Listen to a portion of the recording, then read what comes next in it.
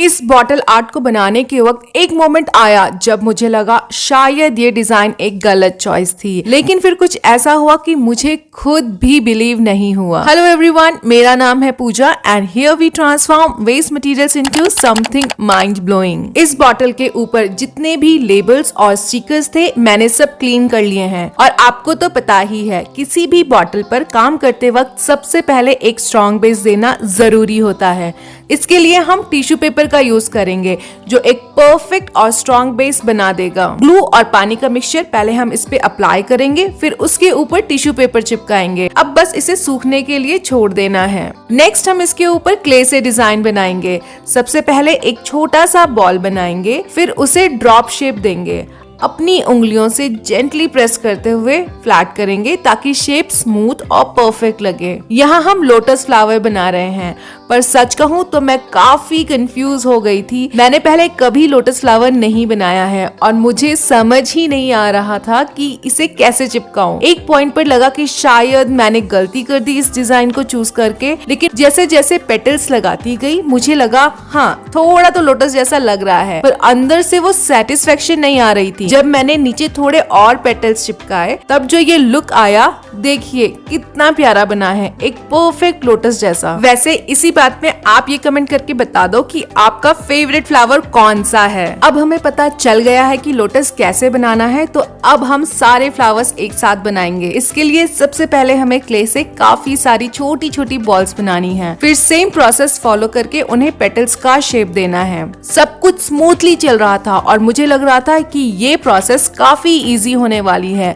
लेकिन तभी एक अनएक्सपेक्टेड प्रॉब्लम आ गई। जैसे जैसे मैं पेटल्स बना रही थी वैसे वैसे क्ले ड्राई होने लगी। पहले तो लगा कि कोई दिक्कत नहीं होगी, पर फिर रियलाइज हुआ कि मुझे जल्दी जल्दी क्ले के साथ काम करना पड़ेगा, नहीं तो ये क्ले वेस्ट हो जाएगी या तो फिर मेरे फ्लावर्स अच्छे से नहीं बनेंगे। पर आप ये गलती मत करना। यहाँ एक साथ सारे पेटल्स बनाने की जगह एक लोटस के सारे पेटल्स आप पहले कंप्लीट कर लें, फिर दूसरे पर मूव करें। इससे क्ले ड्राई होने का स्ट्रेस नहीं रहेगा। ये एक छोटी सी ट्रिक जो मुझे अपनी गलती के बाद समझ आई, आपके काम जरूर आएगी। अगर आपने ध्यान दिया होगा तो क्ले चिपकाने से पहले मैंने सरफेस पर ग्लू जरूर लगाया है। ये एक छोटा सा स्टेप है जो मैं जरूर फॉलो करती हूँ और आपको भी करना चाहिए। वैसे रिसेंटली किसी ने मुझे कमेंट में ये सवाल पूछा था, क्ले चिपकाने के लिए मैं कौन सा ग्लू यूज करती हूँ और क्यों। इसका जवाब मैं दूं इससे पहले आप ये गेस करके बताओ कि मैंने यहाँ कौन सा क्ले यूज किया है। रही बात ग्लू की, तो मैं फेविकोल यूज करती हूँ जो कि एक व्हाइट पीवीए ग्लू होता है और इंडिया में काफी इजीली हर जगह मिल जाता है। ये क्ले को किसी भी सरफेस में लगाने के लिए स्ट्रॉन्ग ग्रिप देता है। सोचो हम इतनी मेहनत से एक सुंदर सा डिजाइन बनाते हैं और बाद में उसमें से कुछ गिर जाए या फिर इधर उधर रखने पर टूटने लगे तो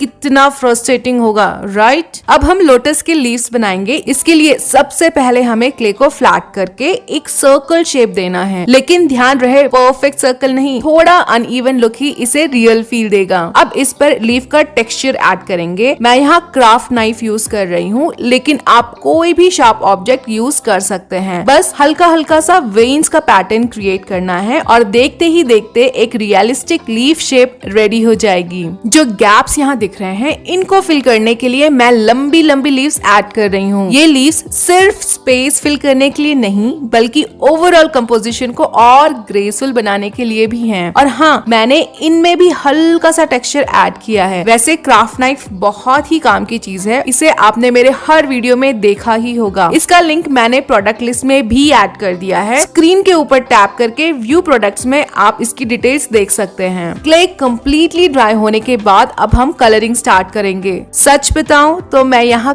काफी कंफ्यूज थी। कलरिंग इस DIY का सबसे इम्पोर्टेंट पार्ट है और मुझे समझ ही नहीं आ रहा था कि मैं इसे किस डायरेक्शन में ले जाऊं। हर एक स्ट्रोक डिजाइन को या तो स्टनिंग बना सकता है या फिर उसका चार्म खत्म कर सकता है। आपको भी कभी ऐसे कलरिंग के कंफ्यूजन होते हैं क्या? यहाँ मैंने सोचा अपनी गट फीलिंग फॉलो करती हूँ और एक एक स्टेप जो मुझे समझ आ रहा है वैसे मैं कलरिंग करती जाऊँ। तो सबसे पहले मैंने यहाँ ब्राउन कलर का बेस दिया। जो समझ आता गया, जो फील होता गया, वही ब्रश के स्ट्रोक्स में उतारती जा रही हूँ। मेरा मेन फोकस था कि इसमें थोड़ी डिटेलिंग ऐड कर सकूं ताकि डिजाइन और भी अलाइव लगे। नीचे मैंने ब्लू कलर का बेस दिया है जो एक सटल पानी जैसा इफेक्ट क्रिएट क्रिएट करेगा। और उसी को डेप्थ देने के लिए मैं लाइट ब्लू से हल्की सी शेडिंग भी की है। जैसे जैसे कलर्स ब्लेंड हो रहे हैं डिजाइन और इंटरेस्टिंग लग रहा है। आप क्या सोचते हैं, कलरिंग एक प्लान प्रोसेस होनी चाहिए या बस क्रिएटिविटी के फ्लो के साथ चलनी चाहिए? लोटस हमारे इस DIY का एक मेन एलिमेंट है, तो इसका कलर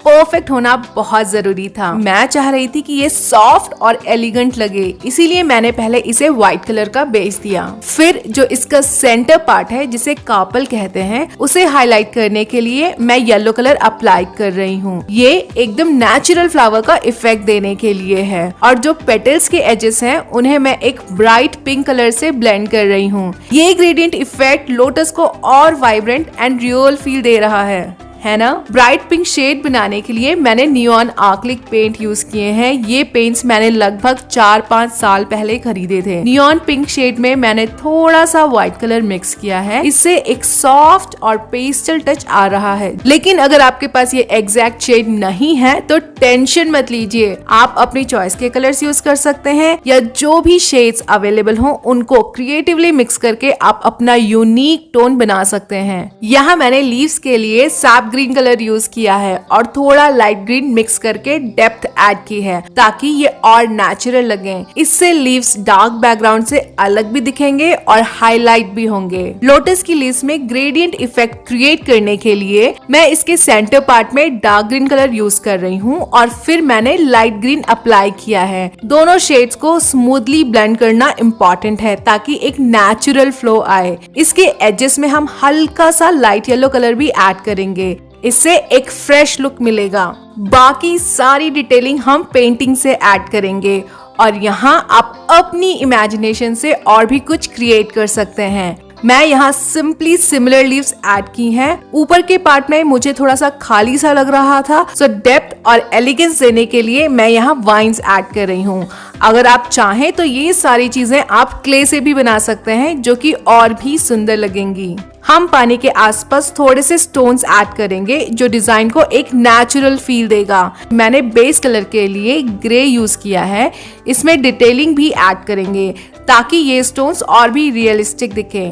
आप चाहें तो इसमें थोड़ा मॉस ग्रीन भी ऐड कर सकते हैं जो एक अर्थी और ऑर्गेनिक लुक देगा।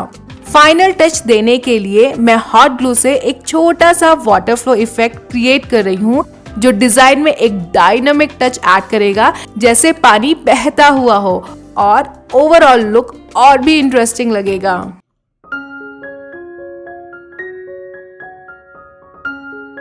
एक सिंपल बॉटल को इतना एलिगेंट और आर्टिस्टिक लुक देना कितना सैटिस्फाइंग है। ये DIY सिर्फ एक क्राफ्ट नहीं बल्कि पेशेंस और क्रिएटिविटी का परफेक्ट मिक्स है। आपको ये डिजाइन कैसा लगा और आप अगर होते तो कौन सा फ्लावर डिजाइन चूज करते? कमेंट में जरूर बताना। अगर ये वीडियो आपको पसंद आई हो तो लाइक, शेयर और सब्सक्राइब करना ना भूलें।